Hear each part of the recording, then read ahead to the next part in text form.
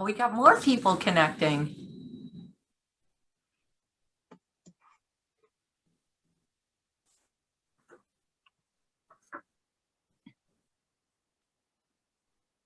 Ram, if you want to make me the host, I can let people keep track of the waiting room. Sure, absolutely. Hi, Nikki. Hiya, how you doing? How's it going? Pretty good. Doing well. Let me see here.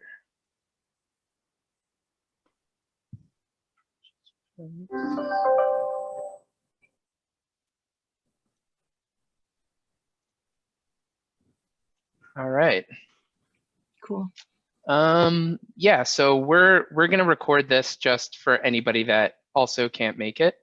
And we'll send it out afterwards in case folks want to learn a little bit more about, what we talked about today. I can go ahead and get started and share my screen here. So let me do that. In theory. Okay, there we go. Okay, can everybody see my screen? Can I get thumbs up? Okay, cool. Yeah. And do you see me moving my mouse around too? So I know I'm sharing the right Yes. one. Okay, wonderful. Well, I wanted to welcome everybody to this community that we're basically building here. We're going to do a talk on creating a scholarly community with Socratic questioning. We're lucky enough to have two amazing professors that have not only used discussion pedagogy, but also implemented a tool called Packback to aid with that. And this is one of those workshops that's offered through the Passport portal. So everybody that registered had to register through this kind of portal here using their Gator link. What we're going to do is, we'll have some introductions where I'll introduce myself and Christina, my partner. We'll walk through a little bit about Packback and what it does, and then we'll meet Sharon and Penny and open up for questions. Should you have any specific questions about, Packback or the platform, how to implement or anything like that, you can reach out to me directly and I'll show you more of my contact. But that's this is one way to set everything up. So just to introduce myself, my name's RJ Malabranch. I'm the strategy consultant for for the campus. Basically, I work with all professors that are learning about and using Packback, and primarily my role is to strategize with them on how to implement, this kind of discussion pedagogy that's been amplified so much by these automated tools that we've been able to introduce. I work in tandem with the illustrious Christina Fonseca, so I'd like to introduce her a little bit, and she can talk a little bit about what she does. Yeah, thanks, RJ. My name is Christina, and I am the experience manager for UF. So I work really closely with our panelists, Sharon and Penny, making sure their goals are being met with Packback and also helping with the implementation of it in their courses. So any new courses or courses they used before. And then I'm just your go-to person here at Packback and support system. So very excited to have people joining us today. Yeah, we've got to say, like, the way that we approach working with our professors, it maybe is a little bit different from what you might find on, Canvas or Blackboard or anything like that. We really consult down to the syllabi, down to the language, down to the implementation, and check in multiple times in the term. And that's really where Christina plays a big role. So should you want to contact us, this is how to do it. I'm sure Christina can drop it into the chat. So let me talk a little bit about Packback. So in Florida, we work with 30,000 students and rising. Our professors, we have about 177 professors that use Packback for a variety of different courses, disciplines, and sizes. And for context, we have about 500 unique Packback communities, and that's what we call the actual course that links up. Some of the things that have been said about the platform at UF, when we talk about student feedback, like how they would rate Packback questions as a platform itself, the usability, reliability, We're seeing 4.9 out of 5 from students, so that's really wonderful. We see a 70% saying that they feel more confident formulating and asking open-ended questions, which is really the whole goal of the platform. And then if you look at this quote by one of the professors here at UF, basically she says PackBack has completely changed her outlook on discussion. And that's really what we're trying to do, is find a way to bring back Socratic discussion in places where it's started to become impossible, really. She has 350 students, and she sees PackBack renewing the spirit towards using in-class discussion. So this actually resonates with a lot of the research that we've done, implementing PackBack in over 250 universities. We recently did a study in which we implemented PackBack, and we released a white paper. We did this with the 10 largest mid-market education companies. So you might be familiar with SUNY Online or Ivy Tech or Miami-Dade College. These are pretty big mid-market schools. And we came to 4 findings. The first is students do more work on PackBack. They post more, they write more. And, I know that may be a challenge, in a lot of different ways to ensure that quality also comes through there. Our second finding happens to be that we increase rigor and the quality of the posts that students are using in their discussion. So what we can find, for example, is that students are citing 2 times more on PackBack, and they have a higher word count. They're linking more materials to what they're citing, and that's just how we actually structure their posts that help with that. The third is that we improve grades, that there are simply more A's and less F's when you implement PackBack into a course. We really did an A/B. We took one course, one section used PackBack, one section didn't, and that's really what we're comparing here. And the reason for this is because the professors allot a certain percentage of the grade, and they put it in the hands of the students, and the students can build the points that they need week by week, and they have a little bit more control over their grade rather than doing a big paper or taking a test. So there's a lot more engagement and interaction that happens there. And lastly, again, student satisfaction. 84% of the faculty have really positive things to say about it. Things like, I find my students' questions and conversations to be more dynamic and genuine, and they spend less time moderating, which is another big goal of the platform. So I wanted to share that and just give some context for what PackBack is really trying to do, and that is to teach students how to ask better questions. The Socratic method breaks. It's actually a very delicate sort of balance when you add too many students, or you don't have enough time, or the students have some impediment in writing, or they're not contributing, they're not engaged, right? The Socratic method breaks. So what we're trying to do is restore it. I'd like to show how we do that really quickly through a demonstration of our real-time feedback. When students ask questions on the platform, they press this big red button, and their question is broken down into 3 parts. The first is summative. It's the question itself. 90% of the work happens here, where students elaborate on that question, and they're doing 3 things.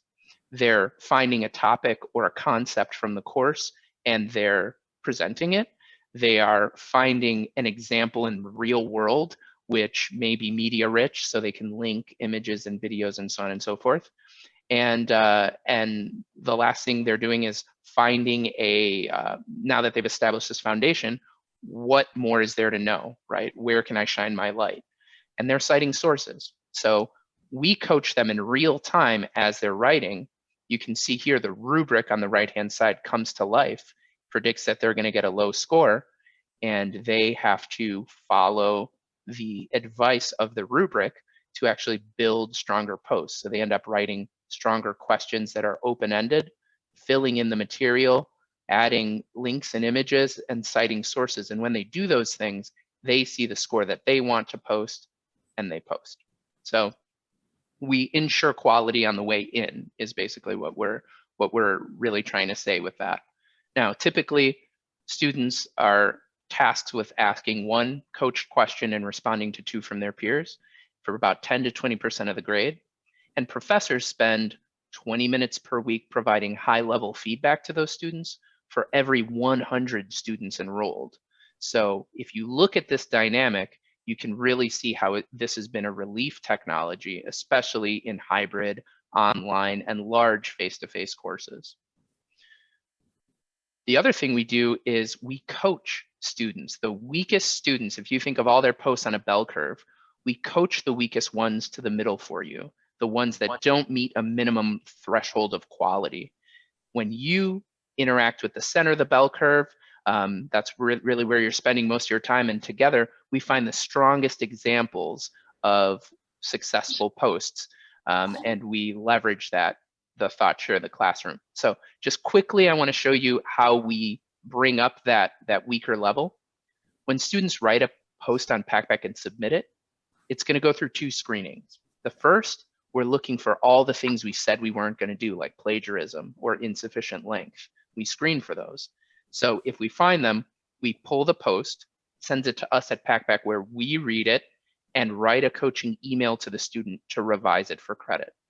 We're just trying to get them past that threshold so they can give you the type of work that you really are looking for. And we do this day or night. What you don't see here is you constantly repeating, it's in the syllabus, or I expect a little bit more.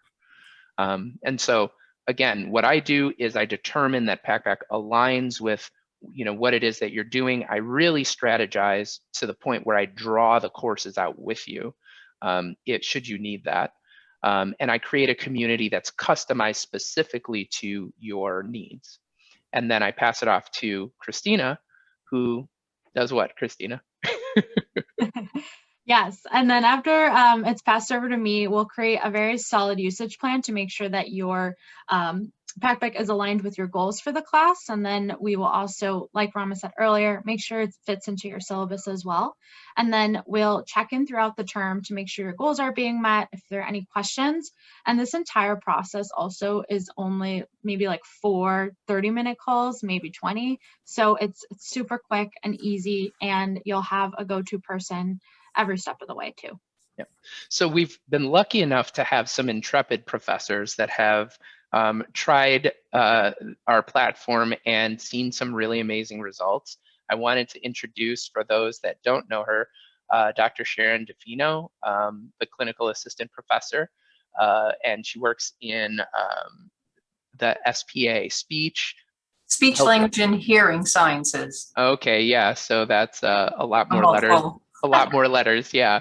So what I wanted to do first is just, introduce you and ask a little bit of basically what initially drew you to like this type of discussion pedagogy in the first place. Well, it was a few things. First, I really wanted to improve the quality of discussion, and I wanted to do something different. I wanted I believe we should abandon those chalk and talk days and, and embrace the technology, or at least new technology. And I was really looking to have, when students do assignments, I just didn't want to read that assignment submission that was bare bones. Like, okay, I did what I was asked to do, so I should get credit. And then, for some students, and then other students would write in much more detail. And I said, well, this is not equitable in a sense, because, they can both argue that they did the assignment, even though one put more effort in. And I said, no, I really want to improve that quality. And then the other thing is I wanted to get my students to really pose questions, because in clinic, and these are pre-professional, they're in the pre-professional program, they will go on, most of them will go on to be either speech language pathologists or audiologists, or some of them will be research scientists. So important piece, whether it's in clinic or in research, is posing the right questions.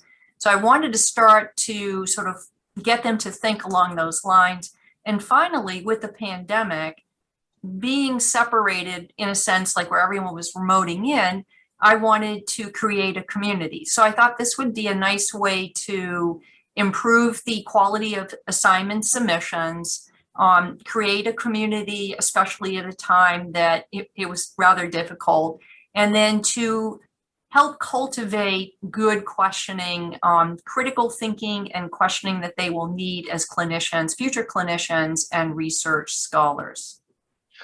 What kind of, when we think about before you implemented this, what kind of questions were you getting and how were they maybe different than what you're seeing now? Well, actually, a lot of it was me posing the questions and they were responding. So, or I maybe would be the one to initiate and then they would respond. And maybe some of them would pose questions, but it always seemed to be that I was the one driving. And I think that good pedagogy is not necessarily faculty or teacher centered. It really should be student centered, and that should be coming from them. So that also really caught my attention, that they were the ones that were driving the discussions and not me always being the one to drive that. Fantastic. I had here just, some of the challenges that typically you'd see professors facing in trying to implement discussion, whether they just be, the structure of the course or, technological challenges, maybe social challenges. Where in this area do you feel like you've seen the most improvement since you've started using PACBAC for this discussion pedagogy? I think some of the social, I think the social challenges, and I don't know if I'm answering the right way, I think they're more engaged with each other now because due to the nature and the structure of trying to obtain a certain amount of curiosity points, they've ended up engaging more with each other in part, they kind of are, challenging one another and upping one another to see who can get even more curiosity points. So in so doing, they created their own little community and they actually do read each other's posts, where I felt before, sometimes they would, or they just like read one post and make a response, or they'd say the same thing, oh, I agree with so-and-so. So this is really changed. It's sort of been a real good metamorphosis in a positive way, in the way discussion and sharing of knowledge should really be for not just pre-professional programs, for all programs. So I think like the social aspect and the pedagogical were for me, the most important. Okay, I'm gonna see if I can share some of the some of your communities here, because I think you've had 3 communities now. This is what PACBAC looks like. By the way, it has like a social media skin to it. Students pretty much already know how to use it when they see it. They ask questions here. The questions waterfall down here. The responses are nested within the question. And if you click on it, everything opens up. What I noticed first was the engagement that you got in this course. You had 40 students. They asked 446 coached questions peer-to-peer, and they responded to one another 868 times. I mean, that's almost perfect math. Like, how did you get this level of engagement from, a typical course?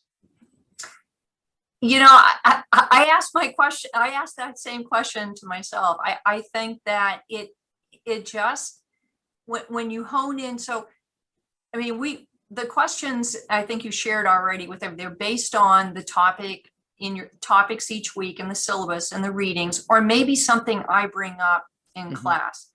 And so they're so tailored to discussions and readings and things that are so relevant that I think it becomes very, I don't want to say addictive, but it does become very engaging. So they end up being they're more motivated to engage and to try to outdo the other one in responses or finding good resources or sharing, let's put it this way, sharing on a TED Talk or a link to a YouTube, or they want to learn more about, they'll read what one student post it and say, that's really interesting. I'm going to see if I can find a good response or maybe pose a different kind of cool question. So psychologically, it's that they want to outdo the next person by sharing. Yeah. You Well, know, I guess you that's could, kind of brilliant. yeah. I mean, you could kind of say that, but I mean, Yeah. that's at least what it became in that class. But it was it became an enjoyable competition too. Mm-hmm. Mm-hmm. But as you can see, some of these, this is from, my current class I'm teaching right now. I mean, they pose some pretty sophisticated medical questions like spasmodic dysphonia in the chapter on voice disorders. It's extremely relevant and it's well done. And it also helps them summarize the highlights of the week's lectures in preparation for a quiz or an exam. Or just, to pull it all together for a project. Yeah, I what I love about it too is the structure of it, where it's just, I'm making a summative kind of question here, and then I'm supporting it, and the links that they're using to support the citations are actually really great. They're not just, whatever. Right. And when I look at that, I'm like, okay, that was written by one of my students. It's amazing that, and an undergraduate, a junior. So, that's pretty impressive. Yeah. I also see the same rigor in the responses. So this is a question here that was asked, and then there's a response, and it seems to have the same sort of structure. You praised this one. So, I wanted to talk a little bit about how what is this praise about and how does it fit into everything? Well, so I like when we feature a post, I mean, it's like a really good post. So you have these options and you have your cursor highlighted on that. And then I have the option as an instructor to give feedback. And I think feedback's important too. It doesn't have to be very long, but I really liked how this particular post brought up social model. We also were talking, and I brought it up again today, the terminology is really important. And it's not only how you say it's the correct terms. So, I felt that was relevant, not just for the course, but just relevant overall in society, in academics, in the professional world. So a short response with the praise can go a long ways, and it also shows the students that I actually am enjoying their posts. So when you talk about being able to praise things, how much time are you really spending in this course giving praise and all of that? Is it? Well, it doesn't really take that much time because you get in the moment, you go to those featured posts on, especially like I'll look and see what the curiosity points are. So in the spring, I set the curiosity points, I believe, what was it, at 50? And I don't know if you're going to talk about that because in the spring, it started off kind of like, slow, but then it really ramped up. And I was noticing, I can't remember what the average was, but it was pretty significant in language development with the curiosity point. So I umped it, I put it up for higher, 60 curiosity points for my summer class. And so, I don't know, I guess, I don't feel like I spent a real lot of time, but when I see posts that have really high curiosity points, then it draws me to say, okay, what did they write or what question did they pose that earned them that many points? And then I get engaged, and I don't feel like I spent a real lot of time. Yeah. And for me, it's not like I don't have those huge classes, but I have a lot of classes. So I don't really keep track of that, but I feel like it's pretty well organized, that it's easy to quickly go through and look at those really, really nice featured posts and then offer responses to that. And then in class, by the way, I do tell them that I read their posts and I'm really impressed, and I'm looking at their rubrics and that they follow in the numbers, and they know that I'm appreciating what they're writing or what they're contributing to in terms of discussion of the course material. So Christina is typically the person that pulls these numbers. Christina, what am I looking at here? Yeah, so every time I've checked in with Sharon, it's been such a pleasure just to watch the overall growth from her students, and the kind of data that we look at together is what we're seeing on the screen. So since the start of the term, these students had a really awesome level of engagement, very high, and that's what these bars are right here. Actually, you can't see my mouse, but thank you, RJ. Those are what the bars are. And then the line is the curiosity score that the students are getting. So they're averaging about an 80 each week, which is very consistent. And our platform averages a 50. So the fact that these students were doing just an incredible job overall was so great to see. And a lot of it is because the Sharon is guiding them, but they're getting a ton of feedback before Sharon even has to look at the posts. And bringing it up in class too has helped a ton as well, just to get the students see that full circle of what's happening on PACBEC and what's happening in the course. So yeah, her students are doing an awesome job. Yeah, this is a pretty insane number having, so just really exemplary community. What I'd like to do now is just actually introduce our second panelist and ask some questions, and then I'll open it up for anybody that may have questions for Sharon. So let's move here to Professor Penny Cox. Penny, are you there? I can't see you in the grid here. Yeah, there you are. Yeah, so I was curious a little bit about your community as well, and just to introduce here, you worked with the impact of disability, home, community, and workplace. Can you tell me a little bit about your course? The course it was intended as a large enrollment course that is a foundational course in terms of understanding disability characteristics and how those characteristics might manifest in different settings.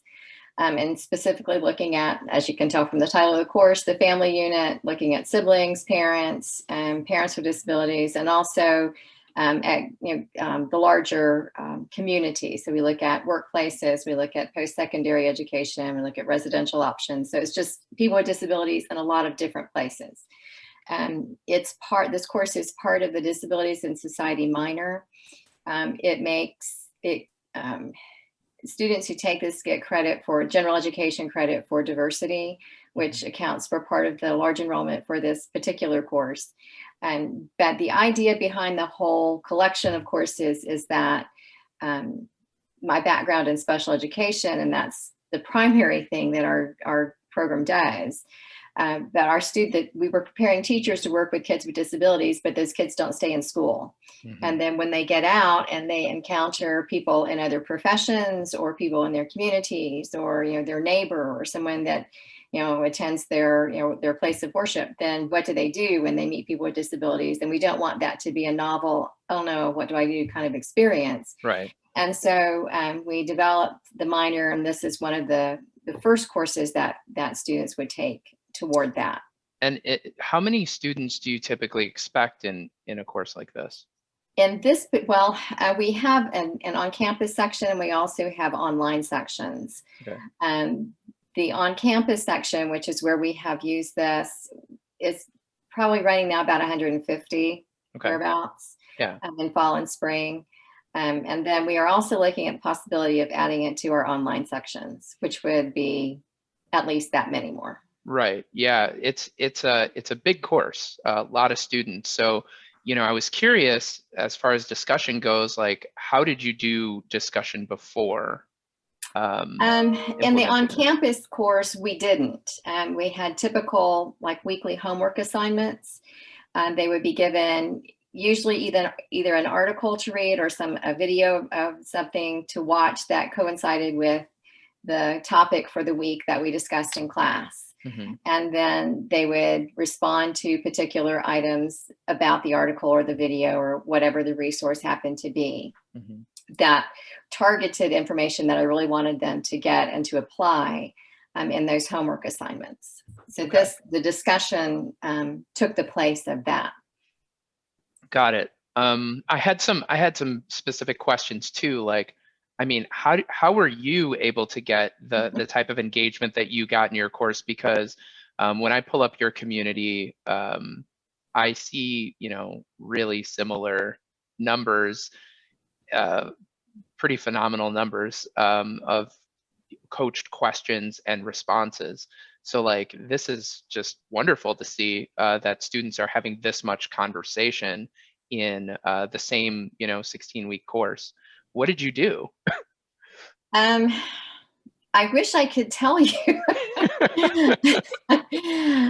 When we set this up, I think students are familiar enough with discussions and online discussions at this point that it's not like this new phenomenon to them. So they get the whole idea of that. The reason I opted to use Packback for this particular course, as opposed to the regular discussion boards on Canvas, is that it does have that additional feedback, and it does have those other elements that really do look at the responses and help students formulate things that are more in depth, that are higher order. I was one of those people who was just tired of the great post and I agree, and Yeah, and I agree with that's Jim. fine. But I just kind of set it up, and really with the help of our experience managers and the people that we worked with getting things done. And then it just kind of worked. I wish I could tell you I did something that was, just fabulous and all that. But really it just kind of morphed itself. And I mean, just in, full disclosure, I was concerned at the beginning, not having, the first time we used it, what's going to happen when students do this? Because one of my concerns was that when I let go, those homework assignments that I had put together were very specific, and they had very specific intent and very, foundational information, things that I felt were really important for students to know. And it was hard for me to let go of that and not target students to those things. But what I found is that they picked it up anyway, and that they were able to, they got it. And they were able to use those things throughout their discussions. And I'm not saying it was all, specifically targeted like I would have done it in those specific assignments. But it certainly did serve the purpose, and the students got, I think, what they needed from it. And also looking at the student responses to it, not just the curiosity scores and all that, feedback from students was really very positive. So I was pleased with that as well. So whatever it is that's going on in there, students like it, and they responded very positively to it. It seemed like you had quite a like an army of TAs to kind of help out there. Could you tell us a little bit about how you leveraged the TAs to engage the students and further the course? This is a model that kind of goes back in some large enrollment courses that we've had in special ed for quite some time, where we will have a large enrollment class, and then students who have taken that class can be selected to be TAs for that same course going forward. And we just kind of use it that way. They can get credit for it, or they can do it as, for, volunteer type thing. Yeah, so we followed that same model. So when we had when I set up the course originally with the homework assignments, TAs would be assigned a group of students within the course. And originally, before we started the online sections, the on-campus section would have 300 students. Wow. So I would have a number, I have however many TAs, probably 10 to 15 TAs, that would have a section of the course that they would be responsible for grading those homework assignments. I probably, if I had it to do over again, I would not use as many TAs in the first semester of Packback, just because I did that more because I was not familiar with it, and I wasn't sure how the TAs would do. Learning something new that was very different. So I didn't want them overloaded with a lot of students. I wanted it to be a relatively light load for them as they were learning and, kind of going through the learning curve. But basically we used it basically the same way. The TAs had a group of students within the course that they were responsible for.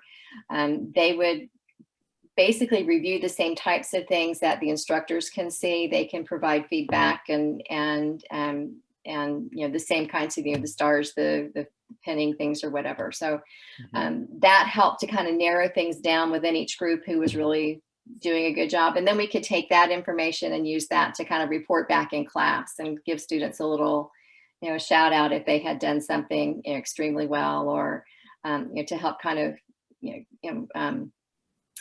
feature something within the class time itself so that other students could see, if they hadn't looked at or read, what really exemplified what we were hoping to see in those.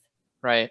Yeah, it seems like the TAs were really able to connect, you know, because students, what they do is I read through some of your posts, obviously before the call, but the students were able to bring a little bit of themselves into the material and relate things that they were interested in, and the TAs were able to then bring it back to, you know, how is this relevant to the course? Keep them on track, which I really liked, and it seemed like the learning curve for the TAs was really low. Another question I had after looking at your communities was, how have students learned from the process of formulating these weekly questions? Like, what are they getting out of creating their own questions, kind of like Dr. DiFono was saying?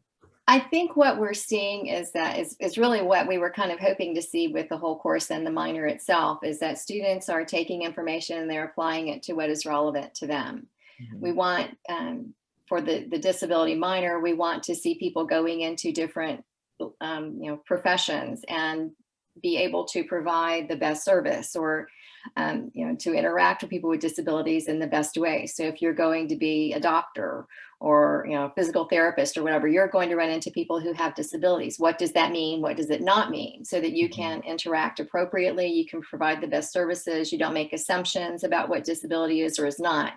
So what we see within the students here is that they are taking that information and they are relaying it more to their futures. And that's one of the things that we want to kind of probably lead them toward a little bit more in the discussions, is applying it to what they will be doing in their futures. Right. And we also see that a lot of students in this course, as well as in the minor, have some type of background with disability. If it's a sibling who has a disability, or maybe they did best buddies in school or something. So they have some background knowledge and they're able to relate it to that. And I think that helps to keep things more relevant for them.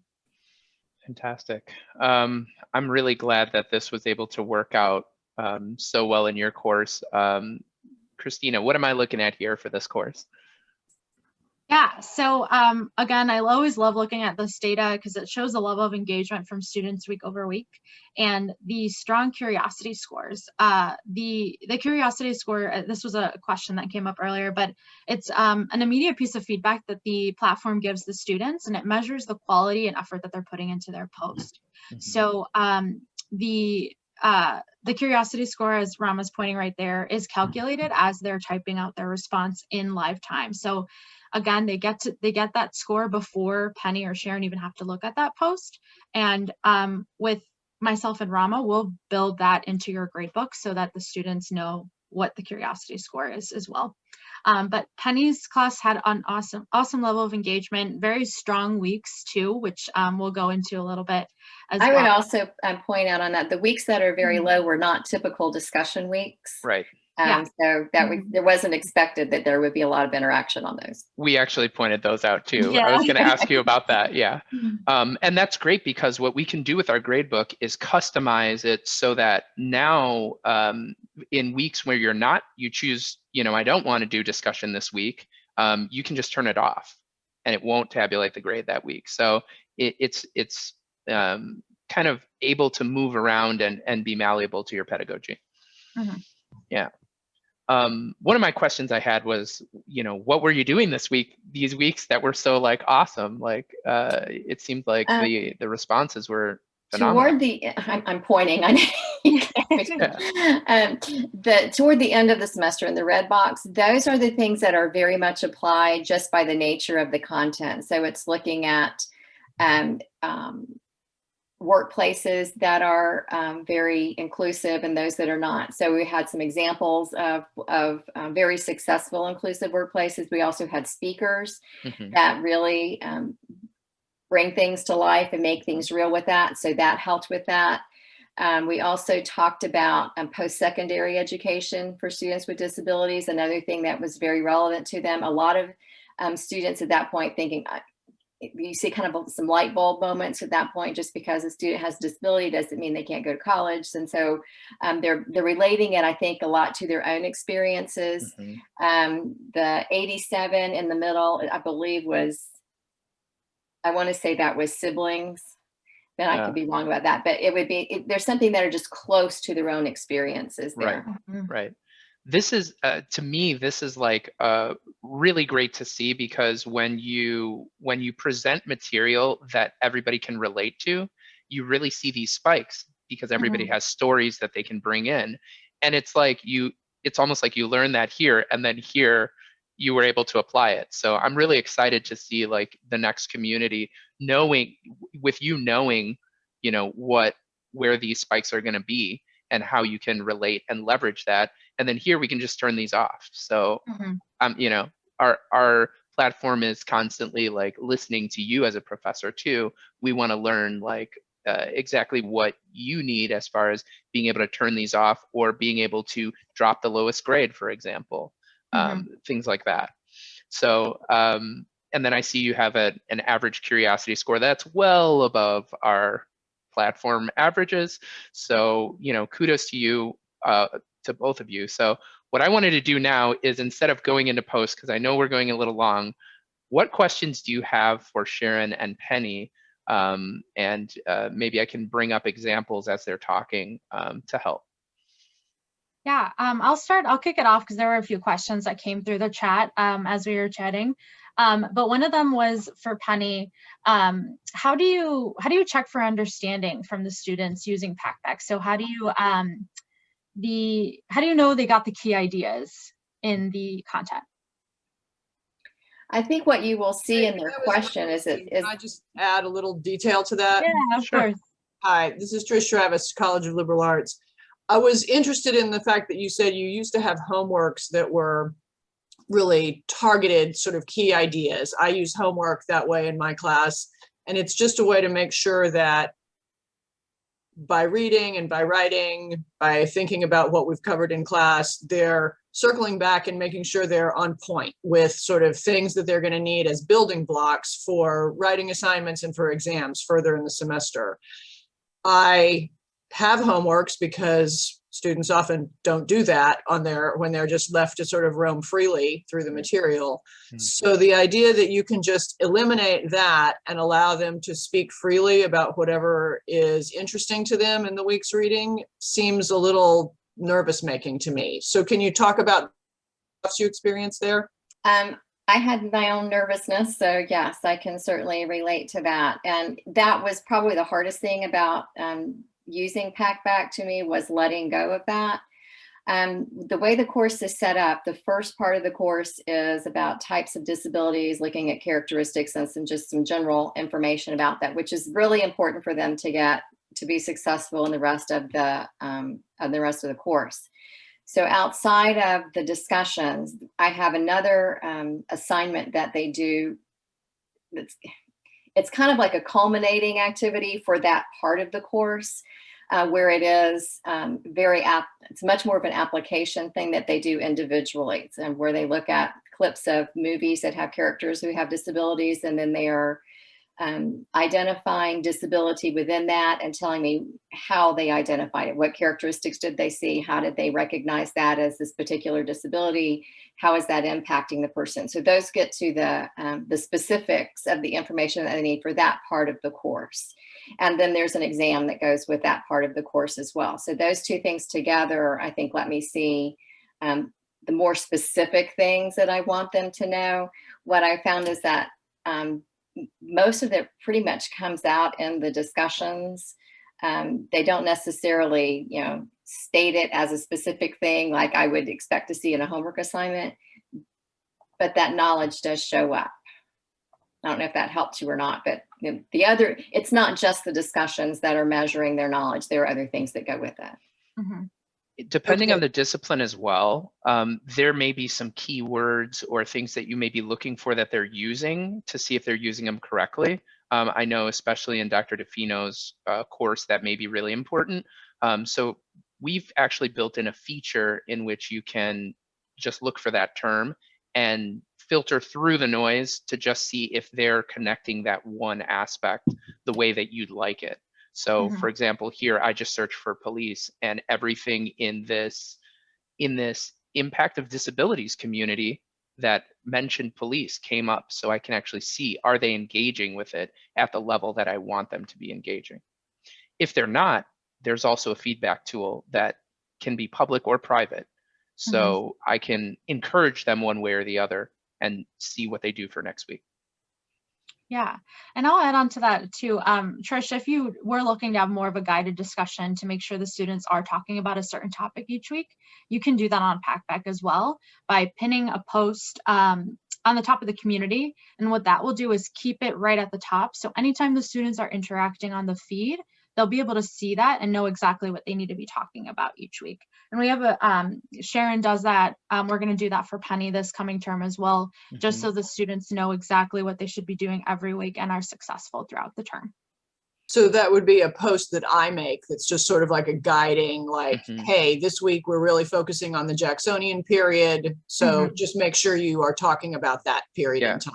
I expect to see these terms or concepts within your post is a really great language to use because it makes it easier to filter for that. I see. Thanks. Okay. No problem. And if I may add, it also depends on like how tight, you know, the syllabus and topics for each week are, because it's sometimes, I mean, at least for my classes, it's really hard to not be on topic. And then the resources that are listed or references also help keep the students pretty on topic too. The possibilities for getting off topic in a women's studies class are perhaps a little larger than in your department, Sharon. Just saying. Well, and yes, and I totally understand, because if I may say, I used to be in the College of Liberal Arts and Sciences, and my courses were cross-listed with gender and women's studies, and especially with literature. Yes, I totally can relate. I mean, currently I'm now in you know, the hearing and sciences, speech language and hearing sciences. So, you know, it makes it a little bit more specific, but I totally appreciate that, Trish. Totally.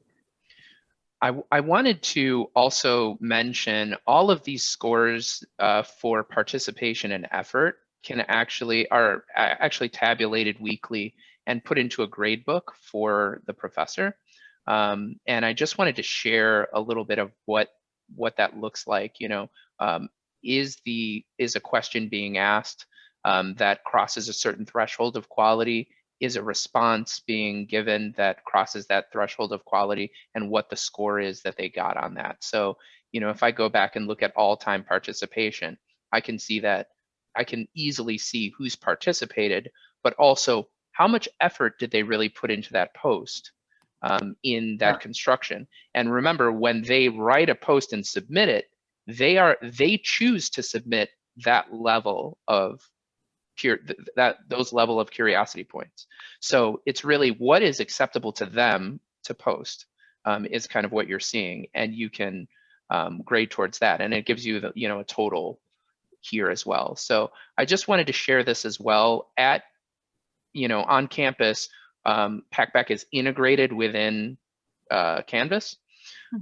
So, you know, it opens up immediately. In fall, all of this will pour into Canvas. So you will no longer need to generate a report and download a CSV and upload a CSV.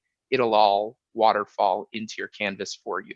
So hopefully this alleviates some of the stress of having to quantify, you know, is this post a B- or is it a C+? You know, you get a little bit of freedom there to concentrate on higher level ideas. So I thought that would be helpful to share as well. Well, and also it's going back to thinking of Trish, because I totally understand where she's coming from, and my mind is twirling, but maybe that's where, you know, if you pin something on and let them specifically know, look, or post what you're specifically looking for, then as they pose questions, then their references to say maybe theoretical works by writers you're looking for, or very relevant, up-to-date, you know, view in gender studies, that should help guide the quality of the submission, if that makes sense. Yeah, that does make sense. I think I'm thinking of Bloom's taxonomy right now, and the desire to cover the bottom recall portion of the triangle, but not just that, also be pushing students to do analysis and synthesis in the same kinds of questions. And that's hard for me to, I've gotten good at writing questions that push them in that direction. It's hard for me to think of how this sort of discursive modality will make them exist in the same space. So I'm interested in seeing y'all's examples and hearing more from other people. Yeah, I would, just to piggyback off of what you're saying, I completely agree that trying to get them into a higher order thinking in that aspect is really, really important. One thing I would ask is, you're doing the cognitive work to find the right question that opens these doors, right? What PACBAC is trying to do is get the students to ask those questions, because there's nowhere else that they're being trained to ask really, really strong questions. That isn't, you know, a professor doing something extra, right, to just get them to try and ask these questions. Right. That's what I'm really interested in, and about the way this tool seems like it's going to work. It's tricky though, because if we're doing a reading on gender in Jacksonian America, their default will be to talk about some contemporary version of that, when they really need to think a little bit more about the early 19th century, because it really is a thing, and they really do have to know something about it in order to understand the late 19th century. So there's a I don't have the trust in my students that I hear people saying is essential to this. And Penny, I really appreciated the fact that you admitted that you were skeptical. And I think part of that is because there is a constant toggling between past and present in my classes, and the students would much prefer to stay in the present because that is familiar to them, and olden days is not familiar and is boring. But they're supposed to learn something in my class, not just comment on current events all the time. Right. So I end up being more of a cop than I would like to be, but I haven't figured out how to avoid that if I want them to do something other than just talk about how they feel about certain issues in the present. I'm now talking a lot, so I'm going to let other people have some space here. Sure. Are there any other questions floating around that we could answer while we're all here?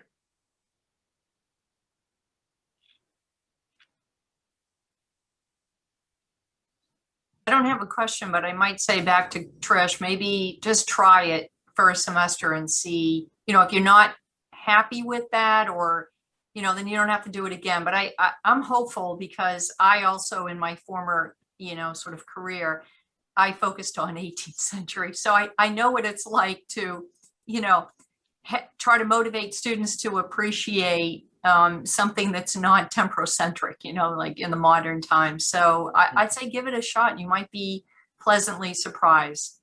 One of the, I can't help but let my gears turn to help solve that problem. It seems like the pin post is going to be the primary vehicle for that, and requiring students to find evidence from the past to you know, to support their claim, and maybe requiring it to be from a specific era or from a specific school of thinking.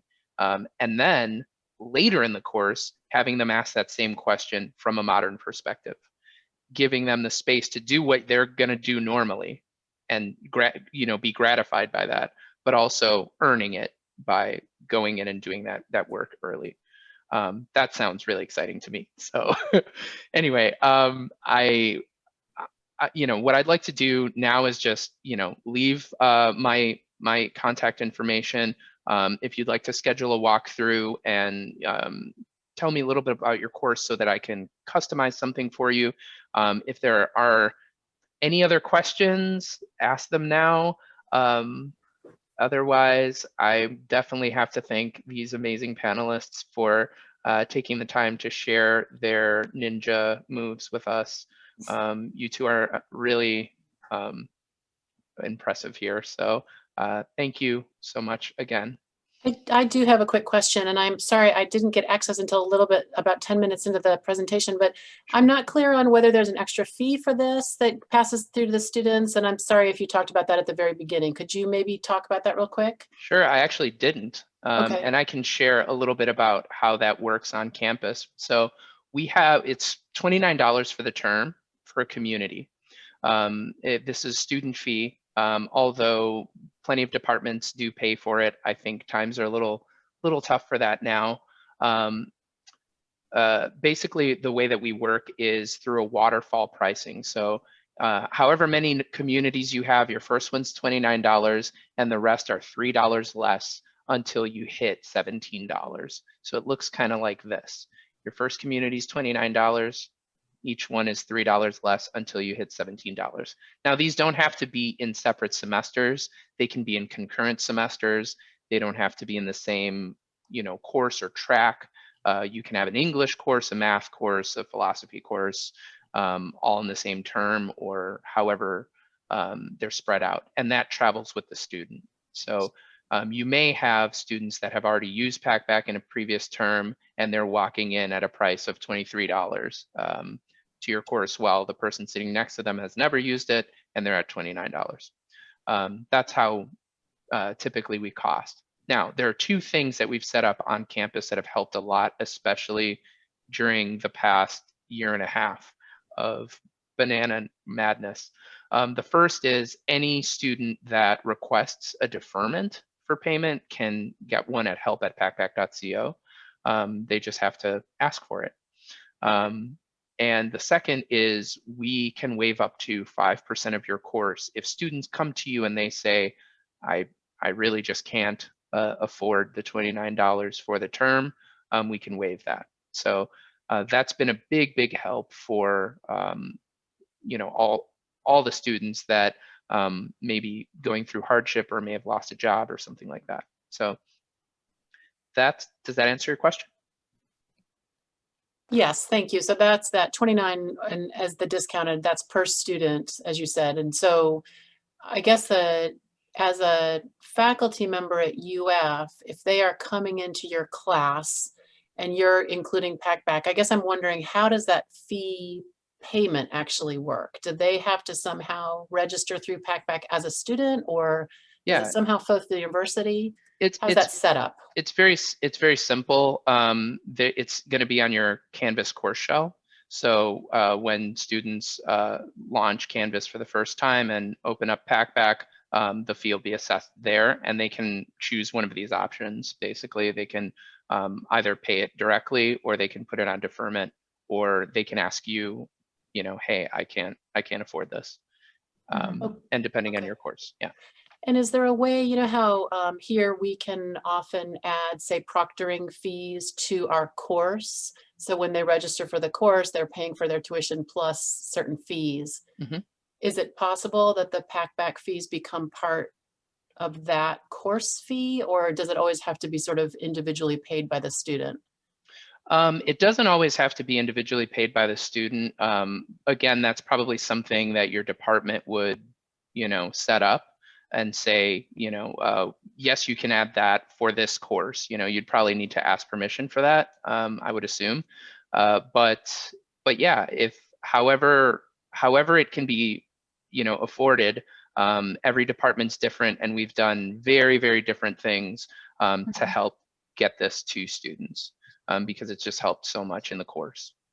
I'm not sure how it could be added as a student materials fee if the price is different depending on how many communities the student is in. I don't see the registrar being able to handle that level of complexity. I could be wrong. Yeah, but it depends on the course. If you have, for example, let's say Accounting 1 and Accounting 2, we know that the students are going to be paying $29 in Accounting 1 and $26 in Accounting 2. We can just say this is going to be the bulk price for those two courses. and then it becomes one price. So there are a lot of different ways we can be very creative, you know, to make sure that this is easy for everybody. And partly that's because all the courses and all the course coordinators and everything is set up completely differently. So, you know, we have to be able to be adaptive and work with everybody. So Yeah, and we are a part of first day access programs at different universities, so that if that is something we can look into maybe in the near future, if that's a possibility for us to do at UF.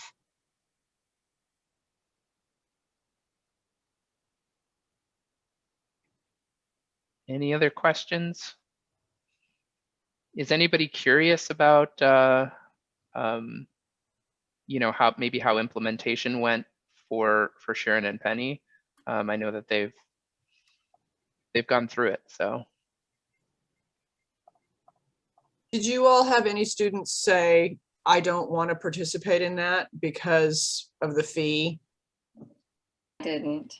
I didn't, and I was just going to suggest too that where there was the option to adopt an online book, or, you know, I'm always very sensitive to, you know, the cost of materials, and, you know, in some of our books in the health sciences, or, well, I guess in everything now, are pretty costly. So the semester I adopted in the spring in my language development class, I used the online, was it the all access?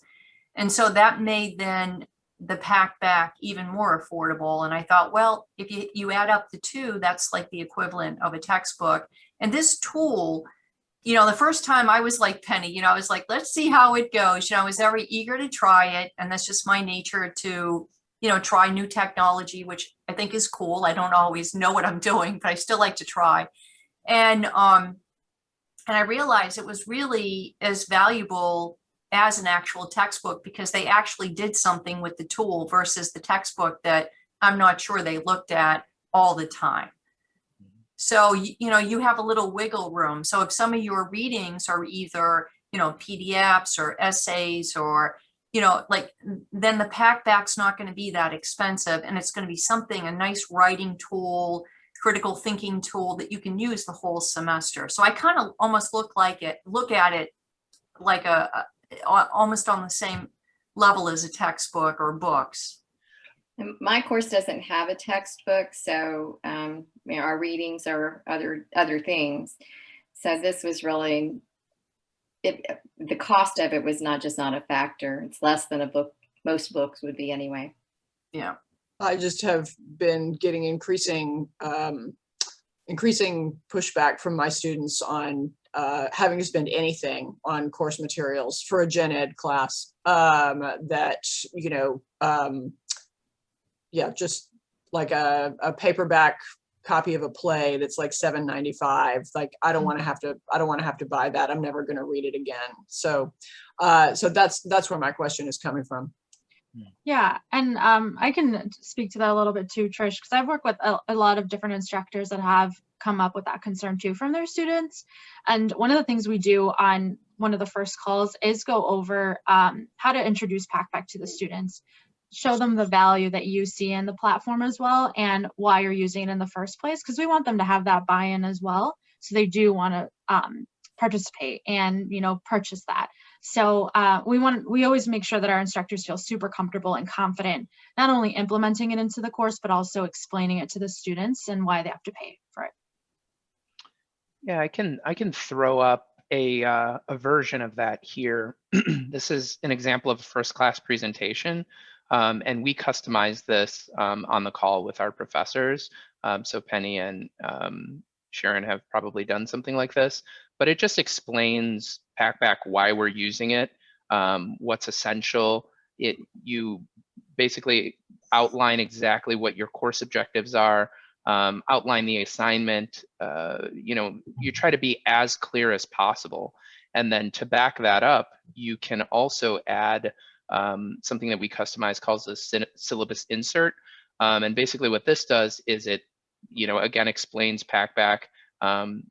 You know, we customize exactly what the usage plan is going to be for the students. So everything is very clear for them. We tell them how to register. We give them a QR code if they're on the move or they want to share a post with someone else, and how to get help. So these are just extra services that have made it easier to communicate that and get off to the right start, which seems to make just the biggest difference. And then the other thing is just bringing up the questions in class. Mhm. If you can bring that up, bring up like 5 questions in a week, students explode when they see, that you're featuring their questions. So that's been very helpful and helps a lot with buy-in from the students. So yeah, I feel like, I don't know, I feel like we've covered a lot of ground here. What I want to do is make sure that this recording is available for anybody that may be interested. Please reach out to me. This is the link that you could reach my schedule, and we can talk a little bit about your course and see how implementation would work. Christina, did you have any final thoughts or ideas? No, I think that I really appreciate everyone joining. And if you have any questions, feel free to reach out to Sharon and Penny. They're really great resources and can provide that perspective from the instructor point of view. So we'll share out their contact information as well. Yeah, we're right on campus. Yeah, any last words, Sharon and Penny? I hope something was helpful. Yeah, it was great. And I hope you guys consider it. And again, Trish, feel free to reach out to me. I mean, I can even come up the hill and have a cup of coffee with you. Awesome.